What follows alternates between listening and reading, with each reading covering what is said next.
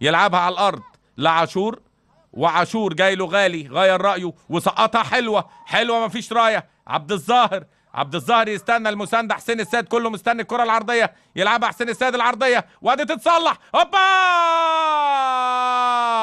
جوه جول لعبد الظاهر.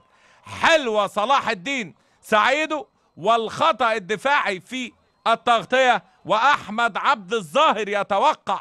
ودايما دايما راس الحربة والفرود الذكي هو اللي بيتوقع وبياخد الاماكن الصح. اتحرك كويس قوي قوي لصلاح الدين سعيده عشان ياخد المكان، وعشان بعد 33 دقيقة من الهجمة المنظمة حسين السيد، وادي شوف صلاح الدين، وادي من ظهره على طول احمد عبد الظاهر، وتصبح النتيجة 1 النادي الاهلي لا شيء للمقص. اهي مظبوط تمام، مفيش تسلل طبعا، في وضعية مثالية لاحمد عبد الظاهر بعد ما تخطط الكرة. هنشوفها تاني،